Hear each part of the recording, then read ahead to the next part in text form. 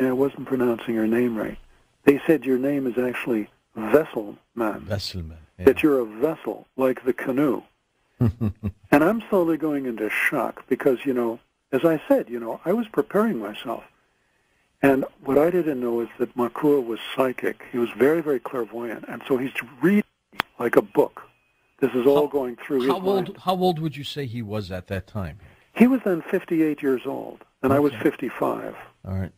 So we were both elders in that sense, or approaching elderhood, although he looked like he was a generation older than myself. So he looked at me and he said, listen, the ancestors have told me to say to you that everything you wrote in your book is true, and we Hawaiians have to support you. Keep spreading the word. You're making my job easy.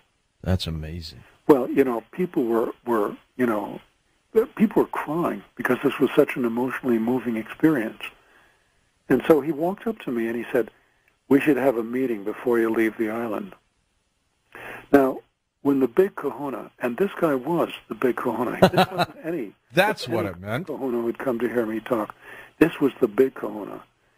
When he says you're going to have a meeting, you're going to have a meeting. And so 3 days later, on the last day of the year in 1996, we had a meeting at his office, which was right on the edge of the volcano crater Kilauea in Volcano National Park. This was really quite something.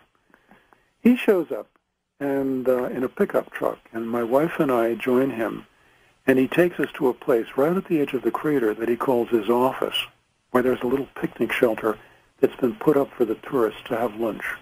There's this very, very dramatic overlook that overlooks Halemaumau, the great crater in the center, which is currently erupting right now. Yeah. And first he takes my wife to the women's place of power, where women make medicine. And he chanted in Hawaiian and left her sitting with her legs dangling right over the edge of the crater, 500 feet straight down into this bottomless crevasse. What was she scared, or did she feel this awe? Awe. This is a place that just almost silences you. It's so powerful. And then Makua took me to the men's place of power, which is further up along the crater. And while he was there, he told me about his story, and he told me about the story carved into his walking stick and how his relationship with his ancestors really came into being through his experiences in Vietnam, his experiences with his family. He was in the Marines for 20 years and was in 5 wars, the first of which was Beirut. 20 years he was in the Marines? Again? 20 years? He was in for 20 years. That's amazing. Yeah, when he was like 16, 17 years old, he walked into the Marine recruiter's office in Honolulu and said, sign me up and send me to the hottest place on the planet. Well, they did. And what happened was they found out he was underage, and so they sent him home. But that didn't matter. He just signed up again the next year. Yeah. And so he became one of those legendary drill instructors and warriors with the Marine Corps, who could do everything. I mean, underwater demolition, he could fly helicopters, he could drive hovercraft, he could drive tanks. He was kind of like Rambo. And this guy was very, very badly shot up during his last tour of duty in Vietnam, and he spent 5 years in a VA hospital in San Antonio. But he kept his legs. But it was during this time that his ancestors started to visit him. These spirits started to come to him. And so at the end of 5 years, he had gone through all of his pain, all of his stuff, all of his anger, all of his grief. And when he walked out of the hospital, he was a free man. He was free of his past. Hank, do you know that you're a shaman, or does that come to you in his particular case? Well, this is an interesting thing, because on that day when he took me to the men's place of power, he said, I've got to call my ancestors now so that they can witness what we're going to talk about. And so he started to chant in Hawaiian. And he chanted for about 45 minutes. And these names kept rolling off his tongue, these names in Hawaiian.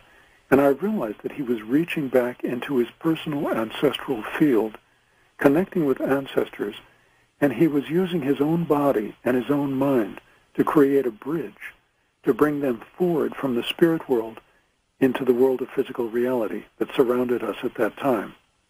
This was what revealed Makua to be a shaman, rather than just a wisdom keeper. Now, why do I think of a shaman as a faith healer, as a medicine man, as a psychic, and all those things? Well, they are all those things. But the shaman also has a very unique ability to perceive in an expanded way, which is not possible in our ordinary waking state of consciousness. Shamans usually discover that they have this ability in childhood because they can see beings that nobody else can see. They can see spirits, in other words. And the shaman is the one who discovers that they have the ability to go into an enhanced perspective. You could call it a trance state. You could call it an expanded state of awareness. You could call it an altered state of consciousness. But all shamans seem to be able to do this to a greater or lesser degree. And when they're in this altered state, they can see into what they call the world of things hidden.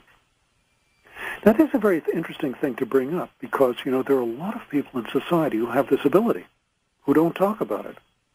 This is what I discovered doing workshops at places like the Esalen Institute in California or the Omega Institute near New York, when I bring in non-tribal Western people into a workshop setting, and I train them to be able to develop this ability so that they, too, can see into the world of things hidden. That's amazing. Hank, by the way, I want to tell you, in case you hear any beeps in my background here, we just got hit with one heck of a storm here in St. Louis again. And for the first time in 8 years, I'm on backup generators that obviously work. Our engineering department has something that is working well, but I don't know how long it's going to last. It's supposed to last 4 hours. Let's hope it does, but I want you to know that, and especially my staff back there in St. Louis. I'm sitting here in my cave-lit structure on generators, and it could go at any time. So go ahead, Hank. Let's continue. You talk about climate change. I'm right in the middle of it. Sort of Old Testament type stuff. Yeah, absolutely. What is so amazing about this, though, or something at this point.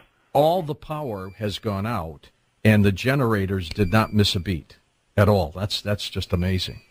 Well, this is incredible. We'll have to see if we can send a little power in your direction from the volcano in my front yard. Let's get the power back on. Who knows? But you're going to hear little beeps in the background. Those are my 25 generators doing whatever they do. But whatever they're doing it well. Well, that's a good sign. Well, back to this individual again. So he's done it all. He's been a Marine. He's done everything. Then he gets this calling that he's a shaman. What does he do with it? Well, when he was approached by his spirits in the hospital, I believe that they told him he had a very particular job to do. And it's what he signed up for, as he would say. When we came into connection, he was aware of something that I was completely unaware of. He was aware that my wife and I were part of what he called the ancestral grand plan. And as you know, there's a chapter in my book, The Bowl of Light, about this plan that was set into motion by the ancestors in the mythic past. And he was very much involved in seeing how this plan was playing out in our world today. So Makua recognized that, I had this ability as well.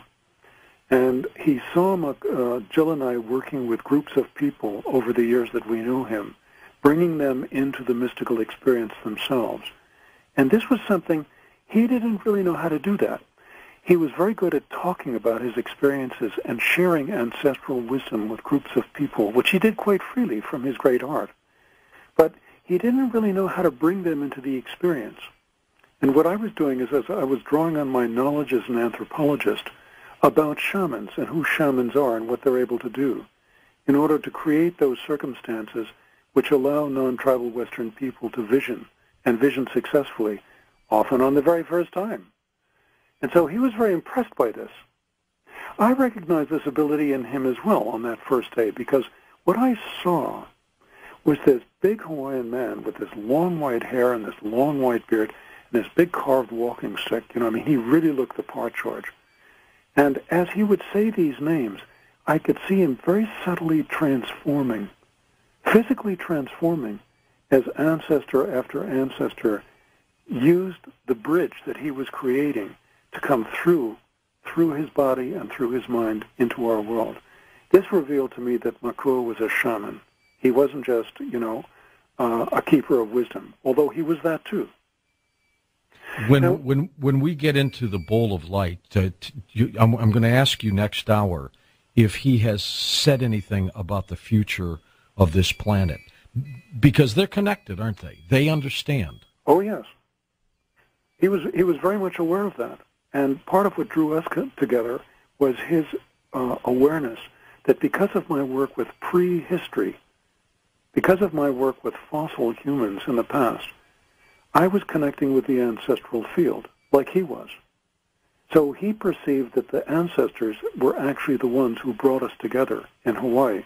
That was in 1996, which is now, 14, 15 years ago. So this was the beginning of a very interesting friendship.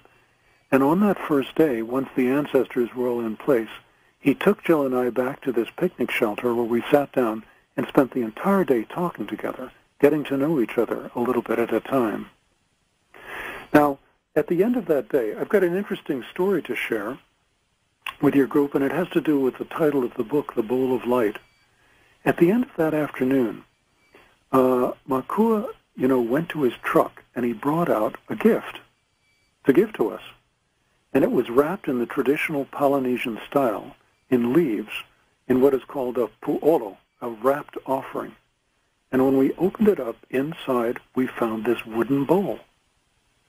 A very simple carved wooden bowl in the Hawaiian style. And Makua looked at us with great happiness, and he said, "This is your bowl of light." He said, when each one of us comes into the world, we come in with a bowl of light, which is the gift to us from our higher self. And he used the word aumakua in describing the higher self. That would be the Hawaiian word for it. Au means time, that's spelled A-U, and makua means parent. So from the Polynesian perspective, the aumakua, the higher self, divides itself before we come into life. Hold on for a second, Hank. We're at the top of the hour. I'll come back with you, I hope, in just a moment on Coast to Coast AM.